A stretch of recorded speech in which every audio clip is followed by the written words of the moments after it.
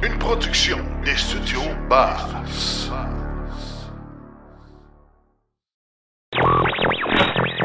L'épisode de cette semaine est une présentation de l'Association des véhicules électriques du Québec, votre source incontournable d'informations. Retour de la Mitsubishi Eclipse en électrique. Retour également au Canada de la Polestar 2, qui présente son véhicule cargo électrique, le PV5. Et toujours Polestar, ils ne pourront plus vendre aux États-Unis, mais ça n'affectera pas les ventes au Canada.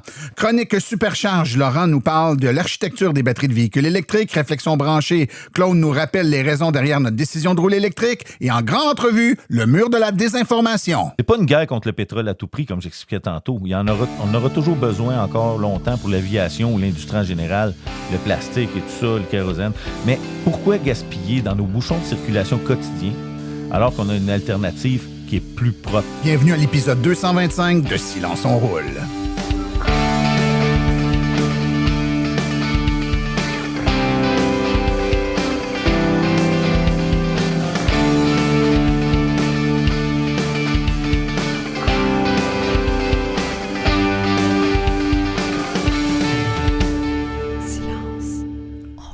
Bonjour tout le monde, mon nom est Martin Archambault et c'est avec grande passion et plaisir que j'anime Silence on roule, le balado dédié 100% au transport électrique. Silence on roule est également le fier partenaire de l'Association des véhicules électriques du Québec. J'espère que vous allez bien, que vous avez passé une magnifique 2 semaines. Pour ma part, écoutez, j'ai passé presque l'entièreté du 2 semaines au Portugal. Donc, ouais, je suis pas à plein. Je suis pas à plein, me direz-vous. Mais quand même, j'avais à gérer là, la mise en onde d'épisodes, dont notre dernier hors-série là, qui s'est fait à partir de là-bas, avec le décalage horaire et tout ça. Mais ça s'est super bien passé. Puis écoutez, rapidement, puis je ne veux pas m'éterniser trop là-dessus, mais aller dans d'autres pays, particulièrement l'Europe, c'est un peu confrontant au niveau d'électrification des transports. On se rend compte que ça marche ailleurs, hein? C'est pas juste ici que ça se passe, avec des grandes similitudes sur certains points, certaines différences quand même assez marquées sur d'autres, mais quand même, ce qui est frappant, du moins pour le Portugal, c'est de voir l'immense quantité de véhicules électriques, mais je devrais dire, et quand je dis immense, là, c'est très certainement autant qu'au Québec, probablement un peu plus. Mais ce qui est frappant, c'est la variété et la diversité de modèles que nous n'avons pas. Évidemment, les modèles européens, que ce soit Renault, etc., mais plusieurs modèles de Volkswagen également qu'on n'a pas ici. Mais la multitude de véhicules chinois qui roulent là-bas depuis déjà un bon bout de temps, plein de modèles de BYD et de d'autres marques, des beaux modèles. Quand je vous dis vraiment des modèles où je disais « Oh wow, c'est quoi cette voiture-là? » pour constater qu'au final, c'était une voiture électrique. Vraiment fascinant. Le transport en commun, j'étais à Porto, le transport en commun, les autobus sont soit 100% électriques ou avec des combustibles alternatifs là, à plus faible émission. Mais beaucoup d'autobus électriques, des gros autobus électriques. Et si vous connaissez bien le Portugal, Porto, etc., on est dans de la côte, on est on monte et on descend, là, et ça fonctionne super bien. Donc, il n'y a pas de raison qu'on ne puisse pas transposer cette façon de faire-là ici. Donc, c'est vraiment rafraîchissant. Et j'ai également fait une croisière là, pendant une avant-midi sur le Douro, aller visiter des vignobles. Le bateau, on était peut-être, mon Dieu, je vous dis ça de mémoire, là, peut-être une 50aine de personnes sur le bateau, un équipage de 4 ou 5 personnes, 100% électrique, avec panneaux solaires. Et quand j'ai demandé à l'équipage où était le port de recharge, il cherchait avec moi autour du bateau. J'ai dit, mais vous savez pas, il est où? Il dit non, on ne le branche jamais. Les panneaux solaires, parce que c'est un toit, c'est un bateau qui est couvert, donc d'immenses structures de panneaux solaires sur le toit. Il dit, les panneaux solaires, par journée normale, génèrent plus d'énergie que celle qui est requise pour la promenade sur le Douro. Donc, on m'a avoué qu'on branchait 2-3 fois par année, gros maximum, généralement dans des situations d'urgence. Là, il y a un problème quelconque et là, on doit amener le bateau ailleurs et là, on va utiliser à ce moment-là la recharge pour lui donner un petit peu plus d'énergie. Quand même fascinant, là, je ne m'attendais vraiment pas à cette réponse-là. On le branche à peu près jamais. quand je vous dis que ça serait possible ici, là, pensez aux traversiers qu'on a sur le Richelieu, par exemple, ou le fleuve, qui font des traversées très, très courtes d'un côté à l'autre et où ils sont à l'arrêt longtemps. On pourrait les brancher dans ce cas-là, mais ça prend tellement peu d'énergie pour traverser. Il n'y a aucune raison que ce type de transport ne soit pas électrifié ici. Là. C'est frappant. Quand, on le sait, hein, on est des gens qui s'intéressent aux véhicules électriques depuis des années. On le sait intuitivement, mais quand on le voit, quand on l'a dans le visage, puis que pour eux, ça fait des années que c'est comme ça, on se dit, mais pourquoi on ne le fait pas? Enfin, ça suscite la réflexion. L'épisode d'aujourd'hui est l'avant-dernier avant les vacances. Hein, il en reste juste un, puis après ça, on va prendre une petite pause d'1 mois pour la saison estivale. Je pense que c'est requis pour tout le monde, y compris moi et mon équipe. Mais aujourd'hui, on a quand même un épisode très bien garni pour vous. On a Laurent qui va nous parler des architectures de batteries de véhicules électriques pour un peu mieux comprendre comment ça fonctionne. Très intéressant dans sa chronique. Claude Gauthier qui nous fait réfléchir encore une fois en lien avec les raisons, les motivations qui nous amènent à rouler électrique, puis le fait que parfois on perd peut-être ça un peu de vue. Il faut se le rappeler. Très intéressant comme chronique. En grande entrevue, c'est la deuxième partie de ce qu'on avait fait dans l'épisode 220, il me semble, avec Fred Allard, où on a parlé du mur de la désinformation, de ce qui se dresse devant nous et qui nous donne régulièrement là, des informations volontairement erronées sur les véhicules électriques. On se pose la question, mais dans quel but, puis qu'est-ce qu'on doit faire face à ce mur de désinformation-là? Donc, c'est la deuxième partie parce que je dois vous avouer que Fred et moi en avions beaucoup à dire sur le sujet. Donc, on va écouter ça dans quelques instants. Je vous rappelle notre promotion avec Mobile Charge, donc la station de recharge rapide mobile qui vient à vous. Vous êtes en panne, vous avez besoin de vous faire recharger pendant que vous êtes à un rendez-vous, un endroit où il n'y a pas de borne de recharge à proximité. Vous pouvez appeler Mobile Charge, ils viennent vous recharger là où vous êtes avec une borne rapide et les auditeurs de Silence on Roule ont un rabais. Vous devez tout simplement aller sur le site de Mobile Charge et rentrer le code promotionnel On roule 10, on roule en majuscule 10 et vous allez avoir 10% de rabais là, sur votre abonnement au service de Mobile Charge. Sans plus tarder, on va tout de suite écouter les actualités dans le monde de l'électromobilité.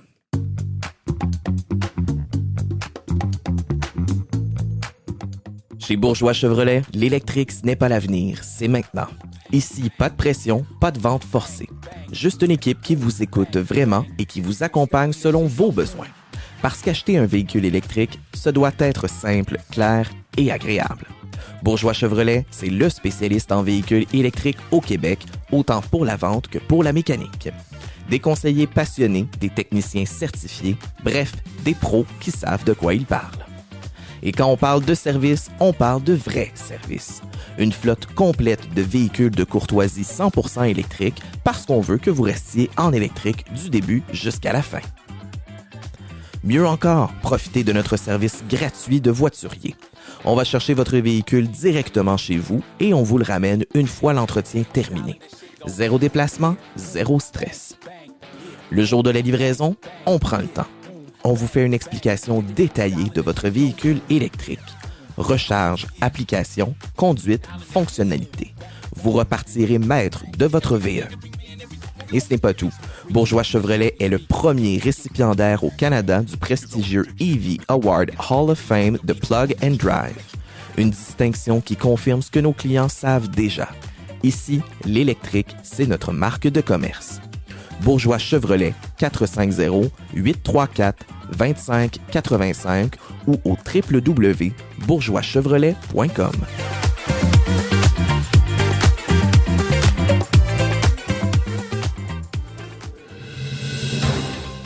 Les actualités de cette semaine sont une présentation de Mobile Charge, la borne de recharge rapide qui vient à vous quand vous en avez besoin. Pour en savoir plus, visitez le mobilecharge.ca. Le nom Eclipse fait un retour remarqué chez Mitsubishi, mais cette fois sous une forme entièrement différente. Vente de véhicules Mitsubishi du Canada a présenté la première image de l'Eclipse Sportback 2027, un véhicule entièrement électrique qui s'inscrit dans la longue histoire de l'électrification chez le constructeur japonais. Né d'une collaboration avec Nissan, partenaire de longue date au sein de l'alliance Eclipse Sportback, il reposera sur la plateforme de la nouvelle génération de Nissan Leaf. Mitsubishi promet toutefois une identité tout à fait distincte, bouclier exclusif, signature lumineuse propre au modèle, jantes et style sportif et évidemment le logo aux 3 diamants. Le résultat se veut un VUS sous-compact électrique au caractère affiné, plutôt qu'une simple version rebadgée du modèle de Nissan. Après une absence du marché canadien, la berline électrique Polestar 2 est de nouveau offerte en commande. Le constructeur suédois a complété ainsi sa gamme au pays, qui comptait déjà les modèles Polestar 3 et Polestar 4. Pour l'année modèle 2027, Polestar mise sur une simplicité. En fait, une seule configuration est proposée, soit la version à motricité intégrale Long Range Dual Motor, qui partira à 69 900 $ canadiens. Plutôt que de multiplier les options à la carte, le constructeur regroupe désormais les forfaits Pilot Plus, Climate Series et plus les roues aéro 19 pouces ensemble. 5 couleurs extérieures sont au catalogue: Vapor, Storm, Midnight, Space et Snow.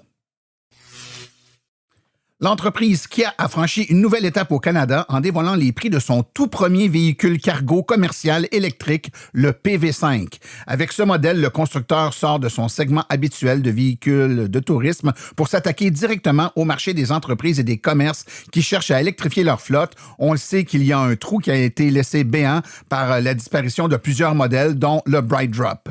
Le PV5 sera proposé en 2 versions, la version Basic qui démarre à 46 995 $, tandis que la version Plus s'établit à 49 095 $ au prix de détail suggéré. Bonne nouvelle pour les entreprises intéressées. Toutes les versions du PV5 sont admissibles au programme pour l'abordabilité des véhicules électriques, le PAVE, qui offre un incitatif pouvant atteindre jusqu'à 5 000 $ à l'achat. Revenons encore une fois sur la compagnie Polestar qui a été interdite de vendre ses véhicules électriques aux États-Unis à compter de l'année modèle 2027 en raison de sa propriété par le constructeur chinois Zhejiang Geely Holding Group. Cette interdiction découle de la Connected Vehicle Rule adoptée en 2025 qui restreint les véhicules dont le matériel et le logiciel sont liés à la Chine ou à la Russie et qui a été appliquée par le Bureau of Industry and Security du département américain du commerce. Polestar avait demandé une autorisation spéciale pour continuer ses ventes aux États-Unis, mais celle-ci lui avait été refusée. Bonne nouvelle pour les Canadiens toutefois, selon le constructeur, cette décision n'aura aucun impact sur les ventes de Polestar au Canada. Le Canada n'est pas touché par cette décision, a confirmé le directeur des communications de l'Amérique pour Polestar. Les activités se poursuivront normalement. Le Canada dispose maintenant à nouveau d'une gamme des 3 véhicules, comme on a dit précédemment, la Polestar 2, la Polestar 3 et la Polestar 4.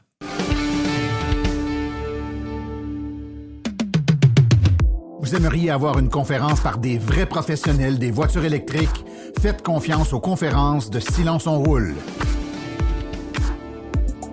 Nous avons une panoplie de conférences allant de 30 minutes à 90 minutes. Pour plus d'informations et pour réserver votre conférence, écrivez à martin@silenceonroule.com. martin@silenceonroule.com.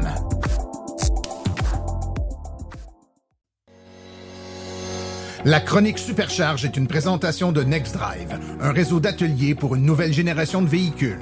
Confiez l'entretien et la réparation de votre véhicule électrique à des techniciens certifiés et propulsés par NAPA. Pour tout connaître de la recherche et développement et des nouvelles technologies qui entourent les véhicules électriques, voici la chronique Supercharge avec Laurent Gigon. Bonjour Laurent. Salut Martin. Laurent, dans ta chronique cette semaine, tu veux nous parler un peu de... Je veux. D'électricité. Si vous voulez, je vais vous parler de l'architecture des batteries. Vas-y. C'est pour ça que tu es là. Alors, oui, l'architecture des batteries, on parle d'architecture de batterie parce qu'une batterie, c'est une batterie de véhicule électrique, c'est un bloc, mais c'est pas un bloc où il y a juste un seul élément à l'intérieur. Et c'est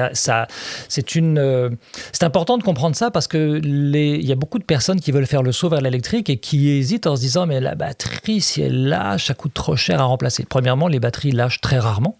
Oui, non, mais c'est vrai, c'est un fait. Puis si elles lâchent, ça se répare, parce qu'il y a plusieurs pièces dedans. C'est pas un seul bloc, c'est plusieurs blocs. Et pour bien comprendre ça, on va repartir sur le voltage des batteries. Ça, Silence on roule, vous en avez déjà parlé. Les batteries, ce qu'on appelle haute tension dans les véhicules électriques, c'est la batterie qui alimente le moteur essentiellement. Et donc, cette batterie-là n'est pas une batterie 12 volts. C'est une batterie qui est due en général aux alentours de 400 volts et maintenant dans les nouvelles architectures de 800 volts. Et pour arriver à des tensions comme ça, ce n'est pas un seul élément. On combine plusieurs éléments qu'on met ensemble, qui sont des cellules ou des poches, dépendamment de la forme de la cellule. Ça va être des petites piles rondes, finalement, qui sont mises en série et en parallèle. Quand on met un élément électrique en série, on additionne sa tension. Et quand on met un élément en parallèle, on additionne l'intensité du courant. Les ampères. D'accord ? Donc, en jouant sur les deux, on fabrique ce qu'on appelle des modules qui, eux, vont être en série et en parallèle et vont nous amener d'une petite cellule, d'une petite batterie comme une pile ronde de 3-4 volts à une batterie qui va faire 400 à 800 volts avec effectivement cette architecture de série parallèle. Donc, c'est plein de cellules qui sont dans plusieurs modules et donc elles doivent être toutes maintenues à un voltage équivalent à toutes, parce que s'il y en a une ou plusieurs qui ne sont pas à la même tension, eh bien là, on a un problème et c'est là que les pannes peuvent arriver. C'est ce qu'on appelle un débalancement de cellules. C'est ce qu'on appelle un débalancement de cellules ou un débalancement de modules quand c'est un module qui est débalancé par rapport aux autres. Parce qu'effectivement, il suffit dans un véhicule électrique, il peut y avoir 7000 cellules. Donc, il suffit qu'il y en ait une qui soit défectueuse et ça peut rendre le véhicule inopérable. Donc, c'est important que tout ça soit maintenu. C'est maintenu avec ce qu'on appelle en bon français un BMS, c'est un Battery Management System, c'est un gestionnaire en fait de charge qui lui va contrôler. Alors à l'heure actuelle, les BMS à ma connaissance ne contrôlent pas cellule par cellule vraiment. Je pense que c'est module par module, donc c'est des groupes de cellules, mais qui sont suffisamment granulaire comme contrôle pour pouvoir balancer toutes ces cellules ensemble. Et c'est ce qui permet d'avoir un contrôle général sur l'ensemble de l'état de santé et l'état de charge, le niveau de charge de la batterie. OK. Laurent, tu as expliqué en partant que ce n'était pas une batterie 12 volts, que c'est une batterie 400-800 volts. J'ai envie de te demander, mais pourquoi? Pourquoi une voiture électrique ne fonctionne pas sur du 12 volts? C'est vrai, ça serait tellement plus simple d'avoir une batterie 12 volts pour tout. C'est standardisé, il y en a partout, les batteries 12 volts. Exactement. Alors, c'est très simple parce que en puissance, en fait, un moteur électrique va faire on va dire 100 kW pour simplifier, là. C'est quand même 100 000 watts. Et pour avoir 100 000 watts, il faut avoir beaucoup de tension. Et il faut avoir beaucoup de tension. Il faut avoir beaucoup d'ampérage. Donc, l'intensité du courant. Et ça, vous pouvez comparer ça à une chute d'eau. Et dans une chute d'eau, vous avez la hauteur de la chute.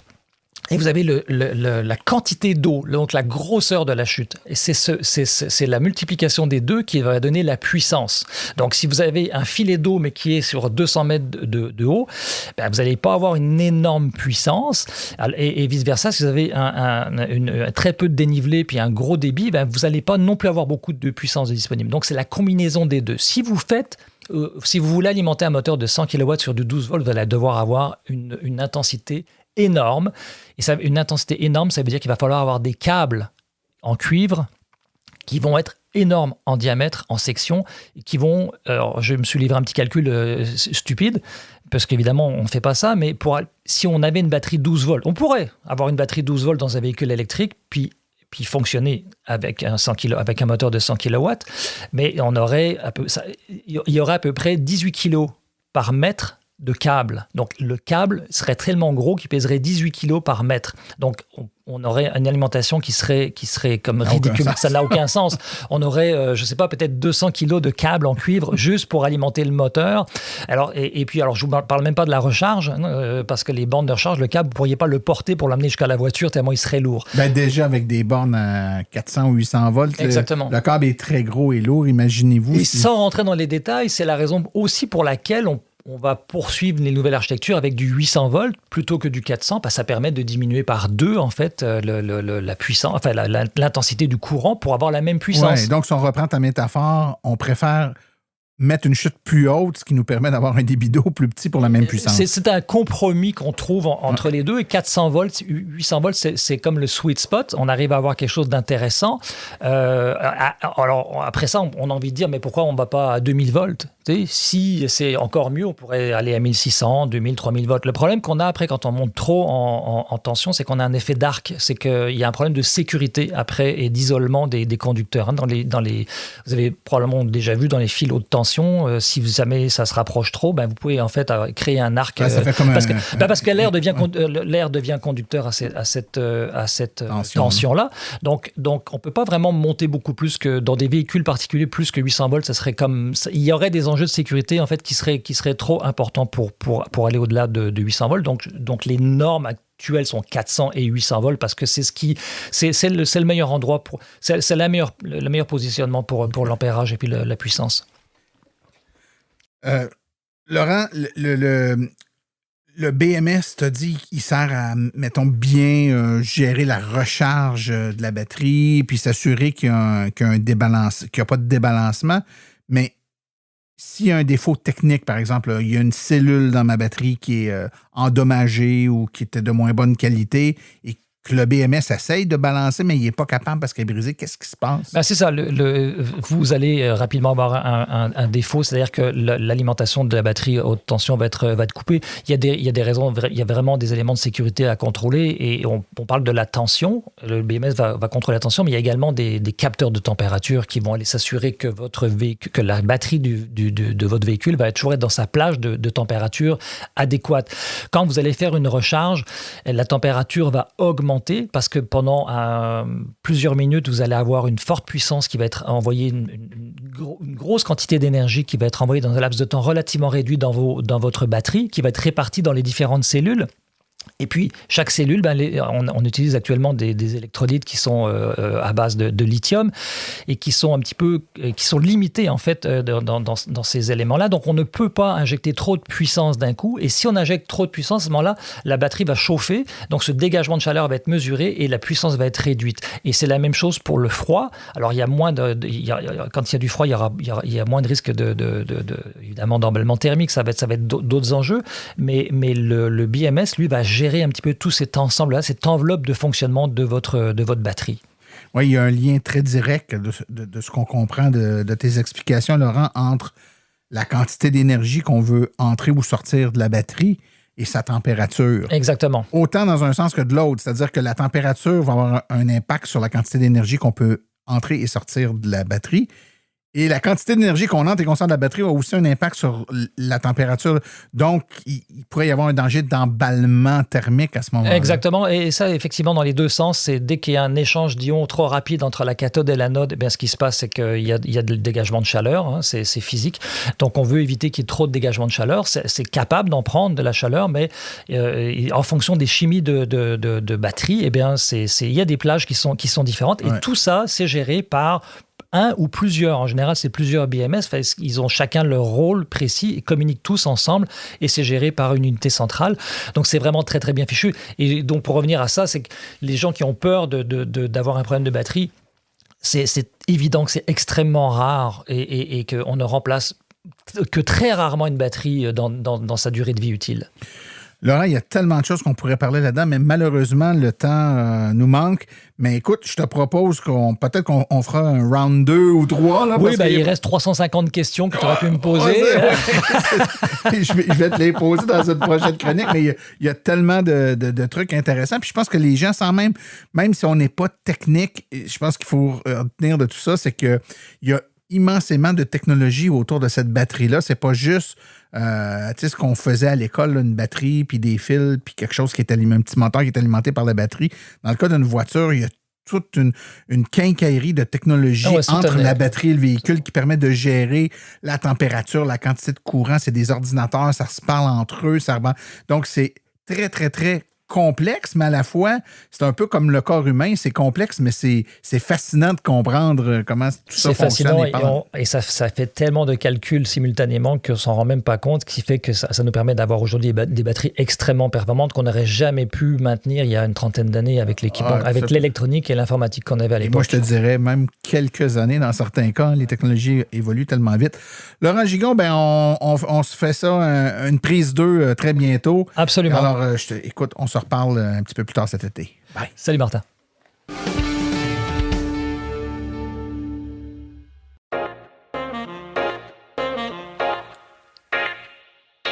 Choisir sa borne de recharge, ça peut paraître complexe, mais pas lorsque vous faites affaire avec Hydrosolutions. Leurs experts qualifiés vous aident à choisir la borne adaptée à vos besoins parmi une sélection des meilleures marques du marché, comme Flow, Heavy-Duty, Wallbox ou Leviton. Ils s'occupent de tout, de l'accompagnement jusqu'à l'installation professionnelle réalisée par des électriciens certifiés. Avec Hydrosolutions, c'est vraiment clé en main. Soumission gratuite en ligne sur hydrosolutions.com.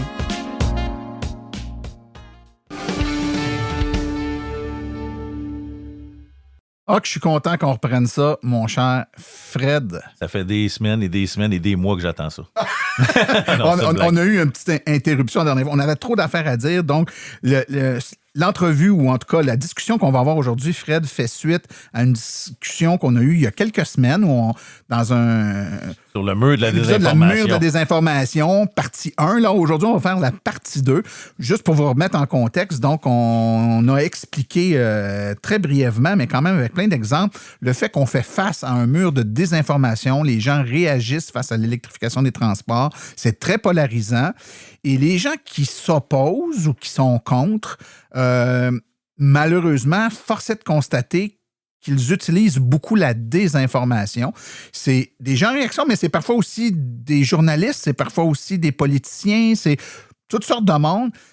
Et on parle de désinformation parce qu'ils nous amènent des exemples. Et des demi-vérités. Et des demi-vérités qui sont présentées comme étant la réalité, mais qui sont appuyées sur aucun fait scientifique, sur aucune étude sérieuse, et qui, encore plus sournoisement, parfois partent d'un fond de vérité, mais qui va être déformé, qui va être extrapolé, qui va être exagéré, pour que si on essaie de débouter leurs arguments, ils puissent revenir à la base qui est un petit fond de vérité, puis dire, essayez de me prouver que ce petit fond de vérité-là n'est pas vrai. Puis l'exemple qu'on avait donné, c'est les gens qui disent, les voitures électriques, ça vaut rien, ça chauffe pas l'hiver. Et là, ils vont nous revenir sur un exemple qui date de 2012, exact, de quelqu'un qui avait une voiture électrique, qui avait un problème de chauffage, pour expliquer que toutes les voitures électriques ont un problème de chauffage, ce qui n'est pas vrai. Donc, ça nous amène à beaucoup de désinformation. On a déjà parlé de différents points la dernière fois, Fred, quand on s'est rencontrés. Ouais. On a parlé de comment fonctionne le troll. On a parlé de la réaction aux subventions, la crise de confiance face aux projets qui n'ont pas levé un peu, la résistance au changement. Et là, j'aimerais qu'on parle de l'arme politique. Donc, le discours, par exemple, très polarisant et qui nous envoie un vent de face assez fort avec l'arrivée de Trump aux États-Unis. On a Poilievre ici au Canada là, qui reprend en partie, à tout de moins, certains de ces éléments-là. Exact. C'est devenu, donc, s'opposer, favoriser le développement des énergies fossiles et de s'opposer par le fait même à l'électrification. Ça devient un accessoire politique majeur. On se souvient du drill, baby drill de Trump ou mon char, mon choix du M qui avait amené mon char, mon choix et Poilievre aussi. Donc, absolument. C'est rendu politique, là. On utilise le mot liberté pour nous garder enchaînés à la pompe à essence, dans le fond. Là, je veux dire, on présente le véhicule électrique comme une menace pour l'ouvrier, alors que c'est tout le contraire. C'est l'un des outils de notre indépendance énergétique, du moins pour le Québec. Oui, puis c'est souvent amené comme étant le contraire, puis on nous brandit souvent le fait qu'on serait beaucoup plus indépendant financièrement et autonome si on mettait plus d'énergie à extraire les énergies fossiles qui sont disponibles. Donc, on rajoute des pipelines, on extrait plus de pétrole, exploitons notre pétrole. Donc, c'est un peu l'angle vers lequel on veut nous emmener, comme si c'était plus facile, plus rentable, plus économique, plus intéressant à faire que de s'orienter vers l'électrification des transports. Est-ce que ça se peut, Fred? Je te pose une question. L'électricité, l'hydroélectricité, c'est très québécois. Je vais le dire comme ça. Il y en a un peu ailleurs aussi, mais c'est très québécois. Et l'énergie fossile, c'est très ouest canadien. Est-il possible que cet état de fait-là que ça s'oppose? Là?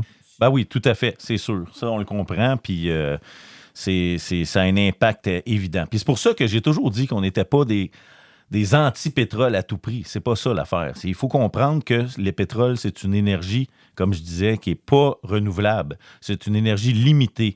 C'est une énergie avec laquelle on a encore besoin pour longtemps. Mais ça serait tellement... ça, c'est mon opinion personnelle. Ça serait tellement ridicule de l'utiliser pour nos transports quotidiens. Il faut vraiment faire un gros move. Le transport ne devrait pas fonctionner avec le pétrole, ou à tout le moins très peu.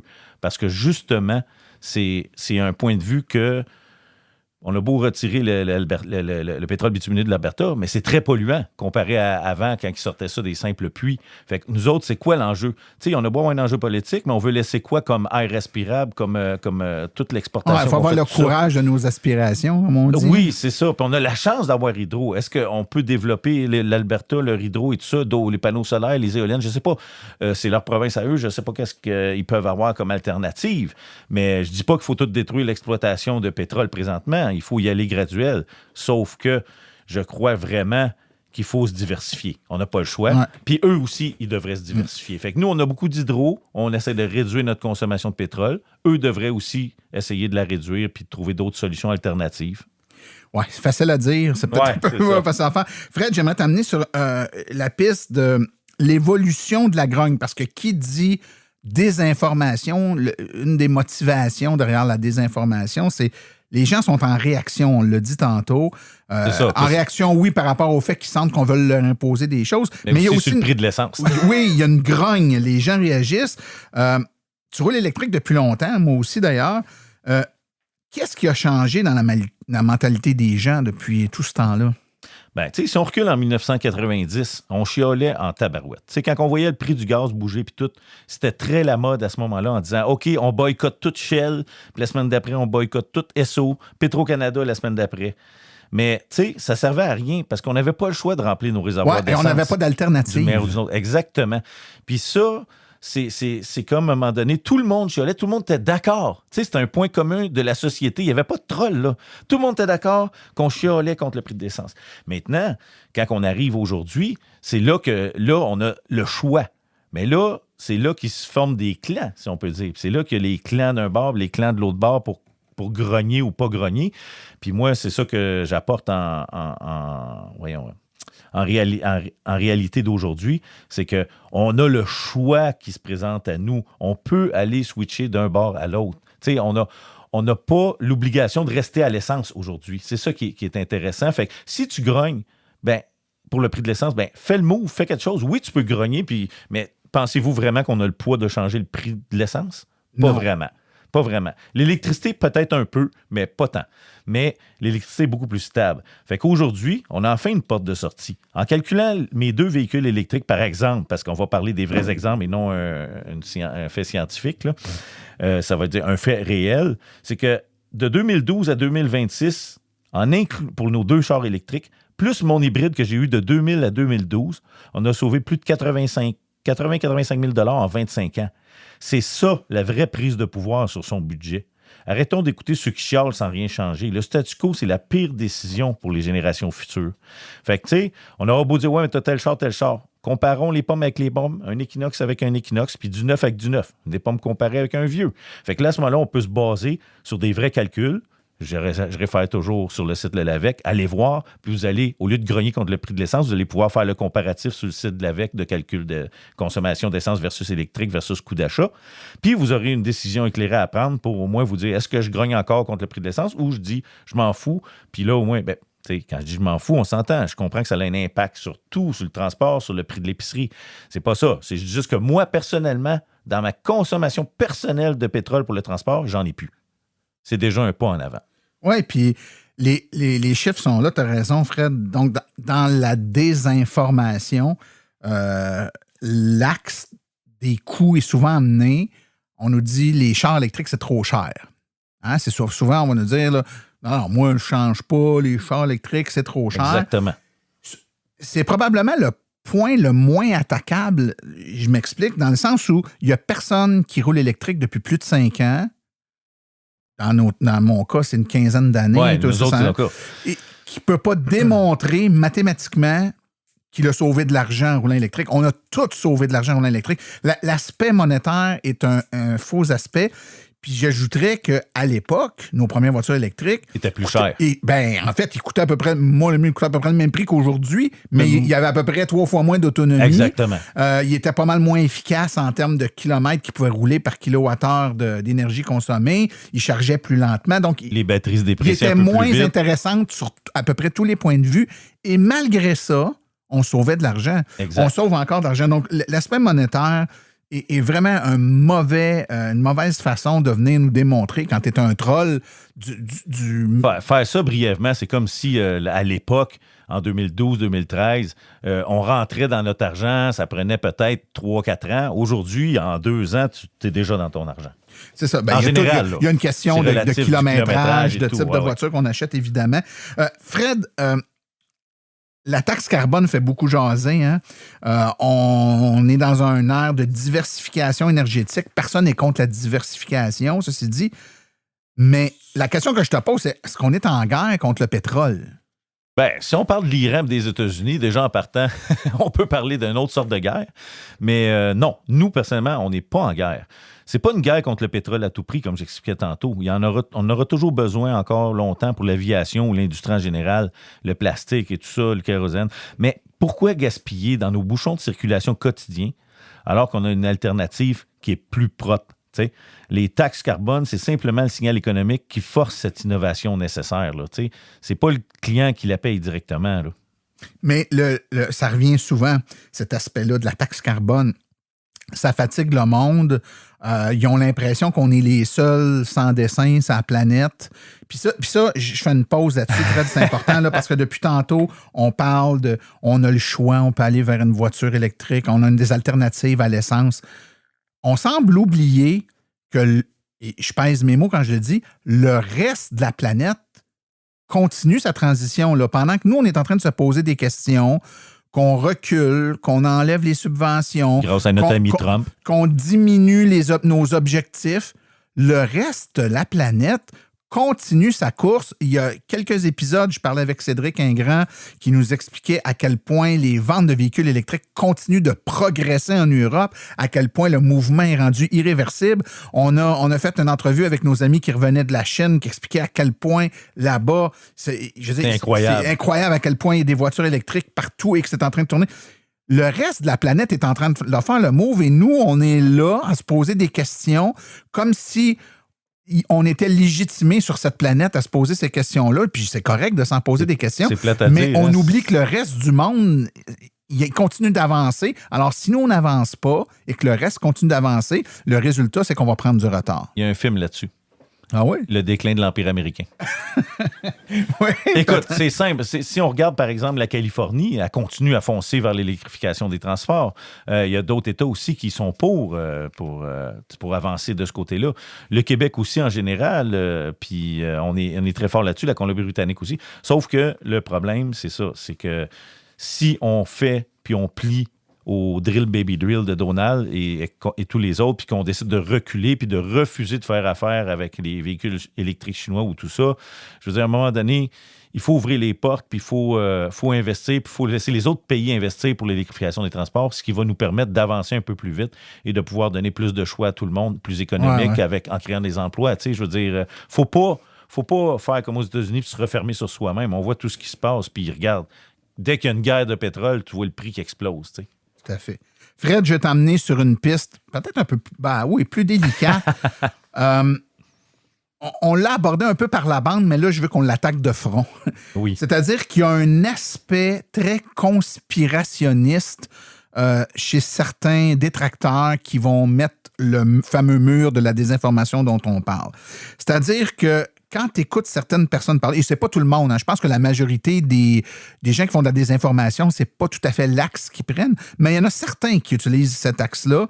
C'est-à-dire qu'ils vont évoquer, par exemple, le fait que les véhicules électriques pourraient être entre autres, une façon pour l'État de contrôler nos dépenses en déplacement, augmenter les tarifs d'électricité. Ah, ils font ça, là, nous garrocher vers l'électricité pour qu'Hydro puisse augmenter ses tarifs, alors que le reste de la planète ont des tarifs d'électricité très chers déjà. Fait que ce raisonnement-là, il serait bon rien que pour nous autres. C'est un peu étrange comme façon de faire.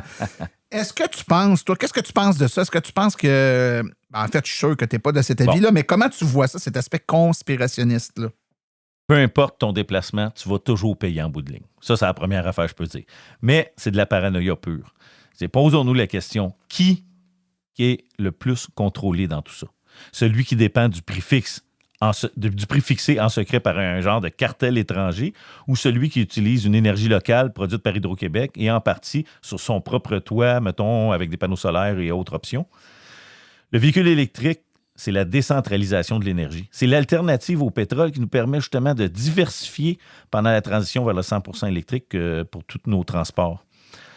Surtout qu'aujourd'hui, on a un bonus.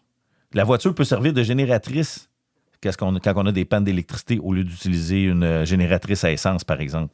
Une dernière chose à retenir aussi, c'est que le passé est souvent garant de l'avenir. Le prix de l'électricité n'a jamais monté de façon démesurée suite à l'électrification du chauffage dans nos maisons au Québec dans les années 70-80. Je ne sais pas s'il y en a qui s'en souviennent. Les gens criaient qu'Hydro-Québec allait tripler ses tarifs, puis pourtant, c'est jamais arrivé. Ils ont toujours suivi la régie de l'énergie et comment on appelle ça déjà, le coût de la vie. Il n'y a jamais eu d'exagération d'Hydro-Québec, ça a toujours été proportionnel. Et pourtant, ce point-là, il est souvent amené, Fred. Les gens disent regardez, allez-y avec vos autos électriques, vous allez voir, vous attendre dans le détour, les prix vont...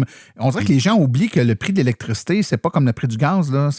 Exactement. Le prix du gaz, la station-service, elle pourrait décider demain matin qu'elle double ses prix. Elle le fera pas parce que l'autre en face ne le fait pas, puis elle va être compétitive. Oui, mais là, il va falloir construire d'autres barrages. On l'entend souvent. Ils nous demandent de faire attention à l'électricité quand il fait froid. Comment on va faire? Je veux pas qu'on retombe dans ce débat-là parce que juste là-dessus, on en a parlé abondamment. C'est sûr qu'il va y avoir d'autres power plants qu'on appelle là, qui vont être construits. C'est normal. Même s'il n'y aurait pas les chars électriques, la demande est croissante, la population est croissante. On n'a pas le choix d'augmenter l'offre d'électricité. Puis on en vend aux États-Unis, puis on en vend ailleurs aussi. Mais l'aspect conspiration, que c'est le gouvernement qui fait exprès de nous envoyer là pour nous pogner dans le détour. C'est ça. J'aime bien mieux avoir un gouvernement conspirateur qui ramasse mon argent pour me redonner des services que d'envoyer mon argent. Tu sais, autrefois, on disait un chèque d'Arabie, mais aujourd'hui, on l'envoie soit en Alberta ou aux États-Unis parce qu'on achète leur pétrole de là.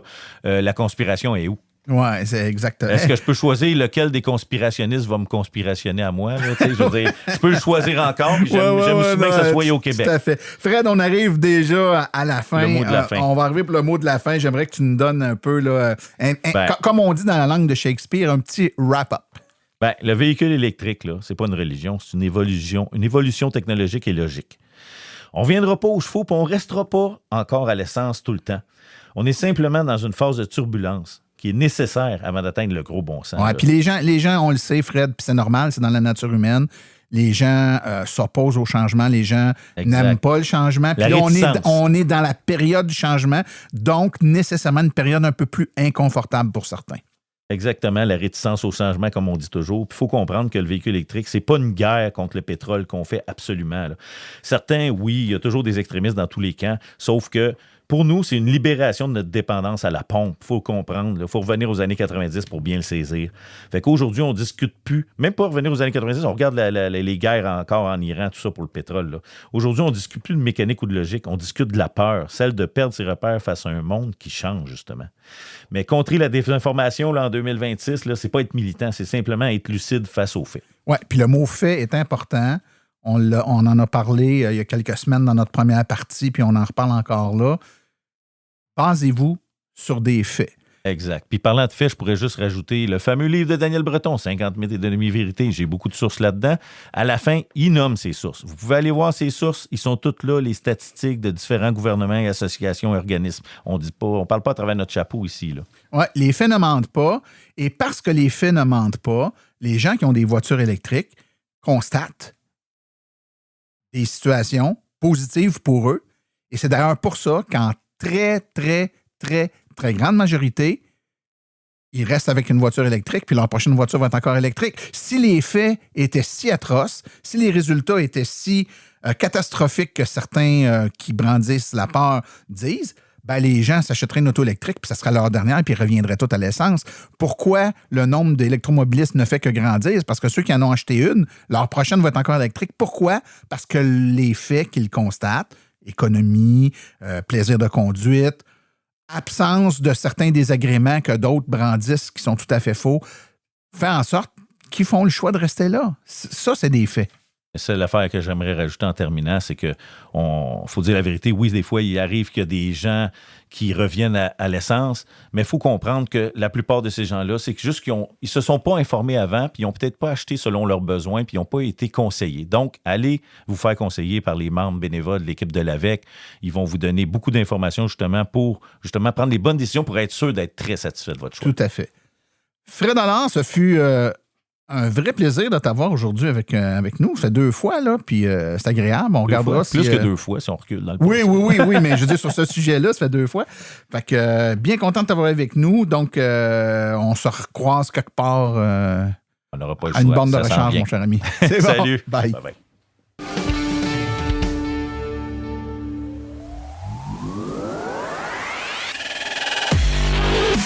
Vous conduisez un véhicule électrique ou hybride?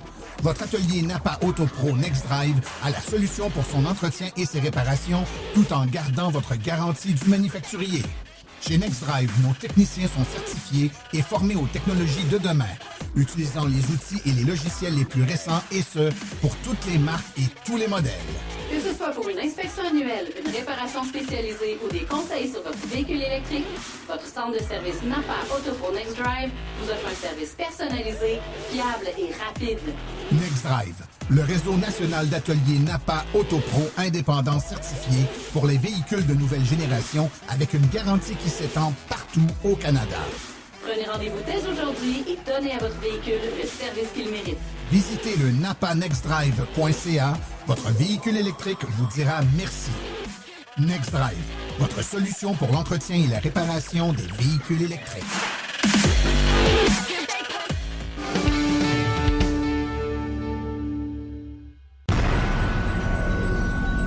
Les réflexions branchées sont une présentation des dépanneurs Proxy qui offrent maintenant les lavages en ligne. Pour plus de détails, téléchargez l'application Proxy disponible sur toutes les plateformes.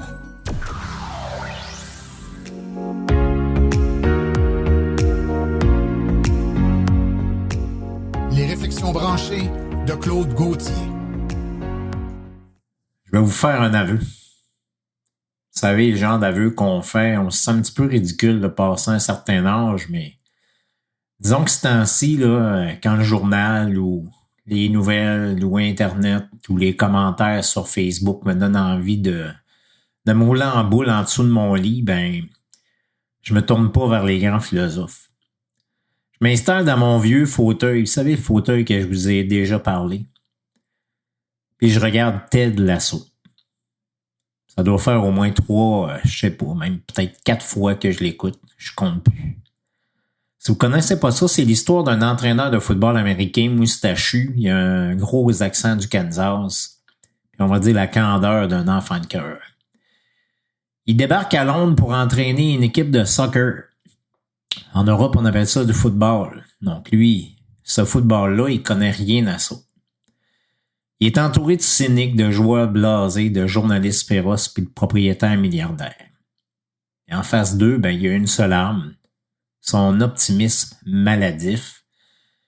Ça a même rendu sa femme tellement agressive parce qu'il croyait toujours en tout puis lui disait toujours que tout allait s'arranger, à demander le divorce. Au-dessus de sa porte, du vestiaire, il a collé une affiche jaune toute croche avec du tape. Puis dessus, c'est écrit, en anglais bien sûr, « believe », qui veut dire « croire ». Je regarde ça puis je me rends compte d'une chose terrifiante. Je regarde cette comédie avec la même faim qu'un naufragé qui boit de l'eau douce. J'ai besoin de ma dose d'espoir, parce que Dieu sait qu'en sortant le nez dehors, l'espoir de ce temps-ci, là, il n'y en a pas des masses. On a parfois le moral dans les talons, puis je nous comprends. On vit dans une drôle de bulle ici en Amérique du Nord. On va dire un microcosme d'asphalte, de V8 puis de centre d'achat. Quand on s'inquiète pour le climat, des fois on a l'air d'être juste 2 ou 3, mais je pense que c'est quand même assez partagé. Puis il faut être sourd et aveugle aux politiciens pour pas s'en inquiéter. On regarde autour de nous, on regarde nos voisins qui s'achètent des camions toujours plus gros pour transporter des sacs d'épicerie. On regarde nos gouvernements qui reculent sur leur cible environnementale avec la grâce d'un camion poubelle qui fait la marche arrière, tu sais, le gros pip, pip, pip, pour être sûr que tout le monde se tasse. On se dit, c'est foutu. L'humain changera jamais. C'est pareil partout, on s'en va dans le mur en klaxonnant. Sauf que c'est faux, c'est pas pareil partout. C'est même complètement le contraire. Puis c'est là que réside notre arrogance nord-américaine. On est tellement habitué à être le centre du monde qu'on s'imagine que si nous, on n'avance pas, ben la planète entière n'avance pas non plus. Si on n'est pas capable d'adopter les véhicules électriques ou de fermer nos puits de pétrole, c'est techniquement impossible ou économiquement suicidaire. On oublie de regarder de l'autre côté de la clôture. Pendant qu'on s'ostine sur Facebook pour savoir si une batterie au lithium va fonctionner à moins 20 degrés à Chicoutimi, l'Europe du Nord est en train de brancher la moitié de son parc automobile. Pendant qu'on protège nos vieux dinosaures industriels, la Chine installe tellement de panneaux solaires et d'éoliennes à chaque jour que nos statistiques annuelles ont l'air d'une erreur d'arrondissement. La transition énergétique mondiale, c'est pas un rêve de grano. C'est un TGV qui fonce. Mais nous, on est sur le quai avec notre vieux sac à dos troué, convaincu que le train n'existe pas. Ce microcosme-là, dans lequel on s'enferme, et ça nourrit une bête encore bien plus dangereuse que la pollution elle-même. Ça s'appelle le cynisme ou je m'en fous. Le cynisme, c'est l'épidémie de notre époque. C'est l'idée que tout le monde est pourri, que le système est truqué, puis que quiconque prétend vouloir améliorer les choses a un agenda caché. Franchement, on a été entraîné en plus à penser comme ça. À force de se faire presser le citron par les pétrolières, de se faire vendre des promesses électorales en plastique, puis de voir les factures monter pendant que nos services baissent, on a développé une survie, puis on se méfie. L'autre jour, l'exemple parfait m'a sauté au visage. Une histoire à la fois magnifique et désespérante. Les gens de l'industrie de bornes de recharge pour véhicules électriques ont eu une idée brillante. Ils se sont dit, puisque nos clients roulent à l'électricité, ils émettent pas de gaz à effet de serre. La misère à prononcer ça. Donc ça génère des crédits carbone. Fait que pourquoi pas monétiser les crédits puis en redonner une partie à nos clients? En gros, vous faites le bon choix pour l'environnement. Donc, on vous donne une compensation financière, une prime à la bonne conduite. Un peu comme les assurances. Vous savez ce qui est arrivé? J'ai reçu plein d'appels, des courriels, des textos, des messages de gens paniqués, méfiants parce que je fais partie de cette industrie-là, donc on me le demande à moi. Ils ont dit « Hey, Claude, c'est quoi cette arnaque-là? C'est où la crosse, là? Ils veulent me voler mes données? Ils vont les vendre quelque part? C'est impossible qu'on me donne de l'argent pour rien, c'est une fraude. » C'est là qu'on est rendu. On est devenu tellement habitué à se faire avoir qu'on reconnaît plus une opportunité quand elle frappe à notre porte. Le cynisme nous a rendus complètement aveugles. On continue d'avancer dans le noir en tentant les murs, convaincus qu'il n'y a pas de porte, même quand quelqu'un allume la lumière. C'est là que les leçons d'un entraîneur de foot imaginaire prennent tout leur sens. Dans la série, il y a un personnage, Roy Kent. C'est l'ancien capitaine, lui, il est toujours en colère, il grogne au lieu de parler. Roy Kent, c'est l'incarnation du cynisme pur. Mais il est dur parce qu'il a peur d'être blessé. Il rejette l'espoir parce que l'espoir l'a déjà déçu. Mais on est tous devenus des Roy Kent. On grogne contre les mesures climatiques, on lève les yeux au ciel devant les nouvelles technologies, on traite d'arnaqueurs ceux qui essaient d'innover, tout ça pour protéger notre petit cœur déçu. Parce que si on y croit puis que ça foire, ben ça va nous faire mal. Alors on préfère ne pas y croire du tout. C'est confortable le cynisme. En plus, ça nous donne l'air intelligent de tout critiquer de haut. Ça ne nous demande aucun courage. Ça m'a expliqué bien des commentaires sur Facebook en passant. Le vrai courage, c'est ce que propose ce maudit bonhomme à moustache avec son affiche Believe. Croire que les choses peuvent s'arranger, croire qu'une entreprise de bornes de recharge peut vraiment vouloir partager ses profits écologiques sans que ça soit un complot de la mafia. Croire que si la Norvège est capable de rouler électrique sans que le pays s'effondre, on doit toujours être capable d'y arriver au Québec avec nos barrages, puis bientôt nos nombreuses installations solaires, en tout cas je nous le souhaite, qui vont cracher de l'énergie propre à ne plus savoir qu'en faire. Ted Lasso répète souvent une phrase à ses joueurs, « Soyez un poisson rouge ». Pourquoi? Parce que le poisson rouge est l'animal qui a la mémoire la plus courte du monde. Ça dure 10 secondes. S'il fait une erreur, s'il se cogne contre la vitre de l'aquarium, 10 secondes plus tard, il a tout oublié puis il continue de nager comme si de rien n'était. Je crois qu'on a besoin d'être des poissons rouges avec notre passé climatique. On s'est fait mentir par l'industrie fossile pendant 50 ans. Oh oui. Si on garde ce poids-là sur nos épaules en se disant qu'il n'y a rien qui va changer, puis qu'on se laisse dicter par notre amertume, on va couler à pic. On doit oublier ce cynisme-là, puis voir les opportunités d'aujourd'hui. L'arnaque, la vraie, c'est pas le crédit carbone qu'on vous offre. La vraie arnaque, c'est ce discours ambiant qui veut nous faire croire qu'on est impuissant, que l'Amérique du Nord est condamnée à rester un stationnement de banlieue, puis que le reste du monde, lui, va pas faire mieux. On n'a qu'à regarder les discussions sur le tramway à Québec ou le TGV qui veut relier ensemble 50% de la population canadienne. Les gens se disent « Non, ça marchera jamais. C'est une idée de fou. » Ça paraît qu'ils n'ont pas été loin. C'est fou parce qu'ailleurs, le monde bouge vite. Ils s'inventent des solutions. Ils créent des nouvelles économies. Ils déploient des technologies qui paraissent relever de la science-fiction il y a 10 ans. On a l'option d'embarquer ou de rester sur le bord du chemin à crier que le système est truqué. Il n'y a pas de solution magique. La transition ne se fera pas sans s'écorcher un peu les genoux. Ça, là, il faut se le mettre dans la tête. Mais refuser de voir l'espoir qui se pointe, rejeter les mains tendues par peur de se faire avoir, c'est signer notre propre défaite avant même d'avoir commencé à jouer le match. Peut-être qu'au lieu de regarder les nouvelles à soir, vous devriez imprimer une petite affiche jaune. Écrivez « Croire » dessus avec un vieux marqueur.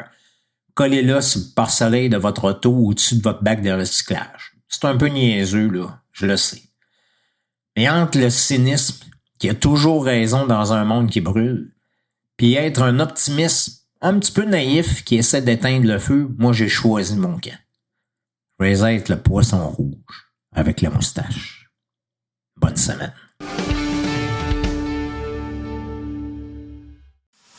Voici les événements à venir dans les prochaines semaines dans le monde de l'électromobilité. Du 3 au 5 juillet 2026, sur plusieurs sites du circuit électrique, des sites de bornes de recharge rapide, des bénévoles de l'AVEC seront là pour vous aider avec vos recharges. On sait que plusieurs personnes ont pris possession de leur véhicule dernièrement, peut-être un peu moins familiers avec les bonnes pratiques de recharge aux bornes rapides. Donc, ça va se passer à Lavaltrie, Bromont, Belleuil, Yamachiche, Stoneham, Tewksbury, Saint-Jérôme. Des bénévoles de l'AVEC qui vont vous aider, qui vont être sur place près des bornes et pourront répondre à toutes vos questions. D'autres événements, le Festival Chasse-Galerie 2026. Alors, c'est un festival qui aura lieu de 10h à 16h le 11 juillet au parc Donald Bricot au 65 5e avenue à l'Épiphanie. Kiosque d'information, essais routiers, bénévoles de l'AVEC sur place pour vous aider. Il y aura également plusieurs formations qui vont se donner au cours du mois de juillet par des spécialistes de l'AVEC. Si vous êtes intéressé à participer à ces formations-là, on vous invite à aller sur le site web de l'AVEC dans la section Quoi de neuf, événements. Les calendriers complets des événements sont présents sur le site. Ceci conclut l'épisode d'aujourd'hui. Remerciements sincères à nos invités et collaborateurs, c'est-à-dire Fred Allard, Laurent Gigon et Claude Gauthier. À la recherche, Martin Archambault, les chroniqueurs Stéphane Daou, Marco Dumais, Claude Gauthier, Laurent Gigon, Sébastien Côté, Cédric Ingrand et Daniel Rochefort. Communication, Marie-Hélène Hamelin, thème musical, François Viau, Luc Poirier et Marie-France Falardeau. Réalisation et production, les studios Basses. Un merci spécial à l'AVEC, notre commanditaire principal, ainsi qu'aux autres annonceurs qui rendent l'émission possible. Hydro Solutions, Précision PPF Vitres teintées, Mobile Charge, Bourgeois Chevrolet, Création L'Escarmot, UAP Napa, Roger Bénard Rénovation, les dépanneurs Proxy, le balado Passé d'incomposé ainsi que l'Association des véhicules électriques du Québec. La reproduction est permise, mais nous apprécierions en être avisés. Les questions sur le balado doivent être adressées à martin@silenceonroule.com, mais pour l'information générale sur les voitures électriques, visitez plutôt le www.aveq.ca. Vous avez également accès aux archives de tous nos épisodes ainsi qu'à une boîte vocale numérique directement sur notre site web au silenceonroule.com. Mon nom est Martin Archambault et d'ici le prochain balado, qui sera le dernier avant les vacances estivales, j'espère que vous attraperez la piqûre et direz vous aussi, silence, on roule.